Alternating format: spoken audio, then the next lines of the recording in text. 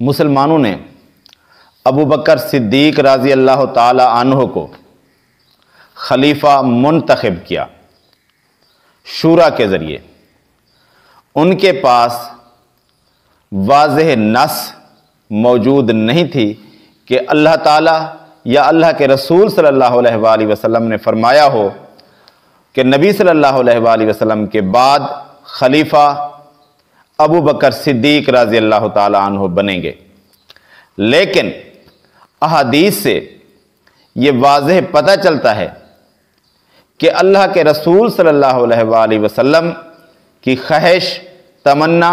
یہی تھی کہ مسلمانوں کے خلیفہ میرے بعد ابو بکر صدیق رضی اللہ تعالی عنہ بنے۔ تو احادیث سے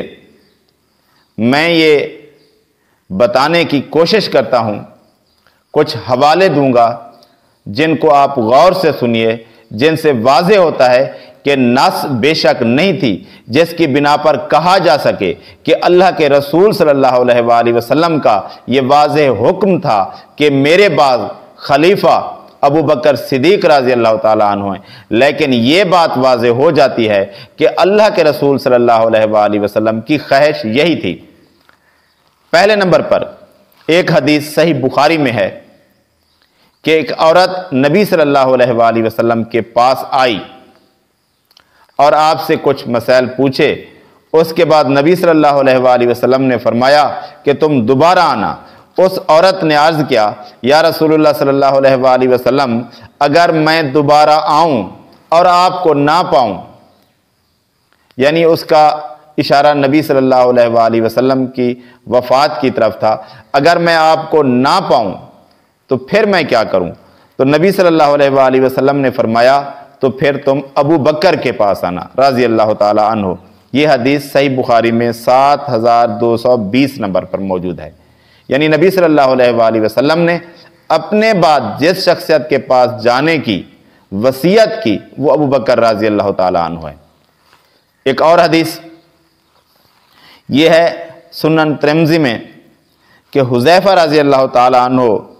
بیان کرتے ہیں کہ نبی صلی اللہ علیہ وآلہ وسلم نے فرمایا، میں نہیں جانتا کہ میں تمہارے درمیان کب تک رہوں گا،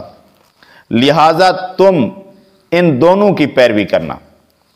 جو میرے بعد ہوں گے۔ اور آپ صلی اللہ علیہ وآلہ وسلم نے ابو بکر رضی اللہ تعالیٰ عنہ اور عمر رضی اللہ تعالیٰ عنہ کی طرف اشارہ کیا۔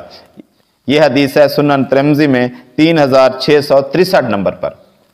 اس بات میں بھی واضح اشارہ ہے ابو بکر رضی اللہ تعالیٰ عنہ کی خلافت کا اور عمر رضی اللہ تعالیٰ عنہ کی خلافت کا، لیکن اشارے کے علاوہ اس میں واضح حکم اس میں بھی نہیں ہے۔ لیکن یہ بات ادھر واضح ہو جاتی ہے کہ نبی صلی اللہ علیہ وآلہ وسلم نے اشارہ یہی دیا کہ میرے بعد ان کی پیروی کرنا، یعنی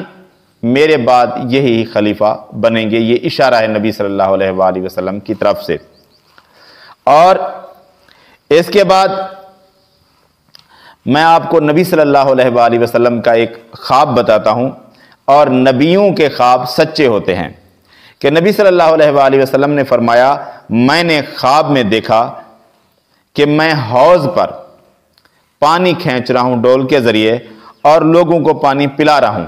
ابو بکر رضی اللہ تعالیٰ عنہ میرے پاس آئے اور مجھے راحت دینے کے لیے میرے ہاتھ سے ڈول پکڑ لیا۔ انہوں نے 2 ڈول نکالے، کچھ یعنی پانی نکالا، ان کے کھینچنے میں کچھ کمزوری تھی، اللہ انہیں معاف فرمائے۔ پھر عمر بن خطاب رضی اللہ تعالیٰ عنہ آئے اور ان سے ڈول لے لیا۔ میں نے ان سے بڑھ کر کھینچنے والا یعنی پانی زیادہ نہیں دیکھا، حتیٰ کہ سب لوگوں نے پانی پی لیا اور واپس چلے گئے۔ حوض ابھی تک بھرا ہوا تھا۔ اور یہ روایت صحیح بخاری میں 3664 نمبر پر موجود ہے۔ اس حدیث میں بھی نبی صلی اللہ علیہ وآلہ وسلم کے خواب کے ذریعے نبی صلی اللہ علیہ وآلہ وسلم کے بعد ابو بکر رضی اللہ تعالیٰ عنہ اور ان کے بعد عمر رضی اللہ تعالیٰ عنہ کی خلافت کی طرف اشارہ ہے۔ اس کے بعد نبی صلی اللہ علیہ وآلہ وسلم نے عبداللہ بن زمع رضی اللہ تعالیٰ عنہ سے روایت ہے کہ جب رسول صلی اللہ علیہ وآلہ وسلم کو تکلیف کی شدت ہوئی، یعنی وفات کے قریب، میں مسلمانوں کے ایک گروہ کے ساتھ نبی صلی اللہ علیہ وآلہ وسلم کے پاس موجود تھا۔ بلال رضی اللہ تعالیٰ عنہ نے اذان کہی اور نبی صلی اللہ علیہ وآلہ وسلم کو بلانے کے لیے آئے نماز کے لیے، تو آپ صلی اللہ علیہ وآلہ وسلم نے فرمایا کسی سے کہو کہ نماز پڑھا دے، اور عبداللہ بن زمعہ رضی اللہ تعالیٰ عنہ گئے اور دیکھا کہ ابو بکر رضی اللہ تعالیٰ عنہ موجود نہیں تھے، اور انہوں نے عمر رضی اللہ تعالیٰ عنہ سے کہا کہ عمر اٹھیے، نماز پڑھائیے، امامت کیجیے۔ عمر رضی اللہ تعالیٰ عنہ نے امامت کروائی، اور آپ رضی اللہ تعالیٰ عنہ کی آواز بلند تھی۔ جب نبی صلی اللہ علیہ وآلہ وسلم کے پاس عمر رضی اللہ تعالیٰ عنہ کی آواز پہنچی تو نبی صلی اللہ علیہ وآلہ وسلم نے پوچھا ابو بکر کہاں ہیں رضی اللہ تعالیٰ عنہ؟ اللہ اور مومنوں نے اس کام کا انکار کیا، اللہ اور مومنوں نے اس کام کا انکار کیا۔ آپ صلی اللہ علیہ وآلہ وسلم نے ابو بکر رضی اللہ تعالیٰ عنہ کی طرف پیغام بھیجا۔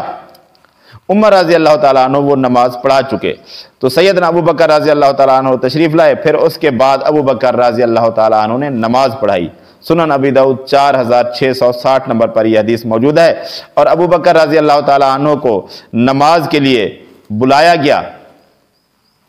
یہ نماز پڑھائیں، اس کی حدیث ایک صحیح بخاری میں 679 نمبر پر بھی موجود ہے۔ تو ابو بکر رضی اللہ تعالیٰ عنہ کو نبی صلی اللہ علیہ وآلہ وسلم نے بلایا، اور یہ بات کہ عمر رضی اللہ تعالیٰ عنہ کی نماز کی امامت پر آپ صلی اللہ علیہ وآلہ وسلم نے کیوں کہا ایسی باتیں، تو اس کی وجہ یہ ہے کہ یہ جو امامت اس وقت ہو رہی تھی وہ نبی صلی اللہ علیہ وآلہ وسلم کروا رہے تھے، جیسے مسلمانوں کو اشارہ دینا چاہتے تھے کہ میرے بعد امامت پر کون آئے گا؟ ابو بکر رضی اللہ تعالیٰ عنہ۔ امامت صغرا جو ہے یہ امامت کبریٰ کو بتا رہی ہے کہ میرے بعد ابو بکر کی امامت ہونی چاہیے، کہ لوگوں کو پتہ چل جائے کہ میرے بعد ابو بکر رضی اللہ تعالیٰ عنہ ہی خلیفہ بنیں گے، عمر رضی اللہ تعالیٰ عنہ ان کے ہوتے ہوئے نہیں بن سکتے۔ اور اس حدیث سے ایک تو یہ پتہ چلا کہ نبی صلی اللہ علیہ وآلہ وسلم ابو بکر رضی اللہ تعالیٰ عنہ کو امام بنانا چاہتے تھے، اور اس میں ایک بات یہ بھی ہے کہ وقت کا حکمران ہی امامت کرواتا ہے شرعی نقطہ نظر سے خلیفہ، اور ابو بکر رضی اللہ تعالیٰ عنہ کو نبی صلی اللہ علیہ وآلہ وسلم نے اپنے ہوتے ہوئے اپنے مصلی پر کھڑا کیا۔ اور جمعہ، خطبہ جمعہ جو بہت ہی اہم بات ہوتی ہے ایک وقت کے امام کے لیے، نبی صلی اللہ علیہ وآلہ وسلم کی موجودگی میں ابو بکر رضی اللہ تعالیٰ عنہ نے کم از کم 17 نمازیں پڑھائیں، اور ان میں ایک جمعہ بھی آیا، اور اس کی امامت بھی ابو بکر رضی اللہ تعالیٰ عنہ نے کروائی، جس سے واضح ہو جانا چاہیے کہ ابو بکر رضی اللہ تعالیٰ عنہ کو ہی نبی صلی اللہ علیہ وآلہ وسلم اپنے بعد خلیفہ بنانا چاہتے تھے۔ اور اس سے یہ بھی ثابت ہوا کہ سارے صحابہ موجود ہیں۔ نبی صلی اللہ علیہ وآلہ وسلم کی حدیث ہے صحیح مسلم میں 673 نمبر پر، جس میں امامت کی شرائط ہیں۔ نبی صلی اللہ علیہ وآلہ وسلم سے حدیث ہے کہ امام اس شخص کو بنایا جائے جو سب سے زیادہ قرآن کی تعلیم ہو، جس کے پاس قرآن جانتا ہو۔ اگر اس میں بھی برابر ہوں تو پھر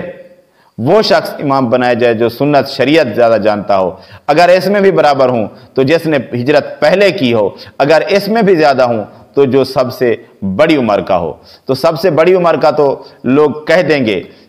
کہ مشہور صحابہ میں ابو بکر رضی اللہ تعالیٰ عنہ تھے، لیکن قرآن میں کون بڑھ کر تھا؟ ابو بکر رضی اللہ تعالیٰ عنہ نے امامت کروائی، نبی صلی اللہ علیہ وآلہ وسلم نے ان کو امامت کے مصلی پر کھڑایا، تو سب چیزوں میں برتری ان کی ثابت ہو گئی نبی صلی اللہ علیہ وآلہ وسلم کی نظر کے اندر۔ اور کچھ لوگ کہیں گے کہ ہم نہیں مانتے کہ ابو بکر رضی اللہ تعالیٰ عنہ کو امام بنایا گیا، تو ہمارے پاس جو حدیث کے مصادر ہیں ان میں صحیح احادیث اس بات پر موجود ہیں کہ نبی صلی اللہ علیہ وآلہ وسلم کی مرضی سے ابو بکر رضی اللہ تعالیٰ عنہ کو ہی امام بنایا گیا۔ اور ابو بکر رضی اللہ تعالیٰ عنہ نے امامت کروائی مسلمانوں کی نبی صلی اللہ علیہ وآلہ وسلم کی موجودگی میں۔ اس کے علاوہ اور بھی احادیث ہیں، بات لمبی ہو جائے گی، لیکن ان احادیث سے یہ بات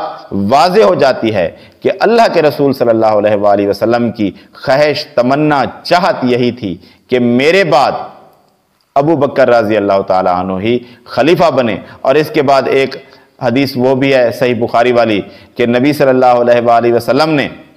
عائشہ رضی اللہ تعالیٰ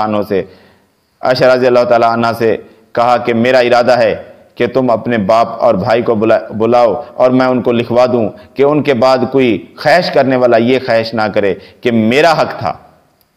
لیکن میں نے سوچا کہ اللہ تبارک و تعالیٰ بھی نہیں چاہے گا اس بات کو ابو بکر کے سوا، اور مسلمان بھی نہیں چاہیں گے، اس لیے میں نے یہ بات نہیں لکھوائی۔ اس سے بھی واضح ہوتا ہے کہ نبی صلی اللہ علیہ وآلہ وسلم یہی چاہتے تھے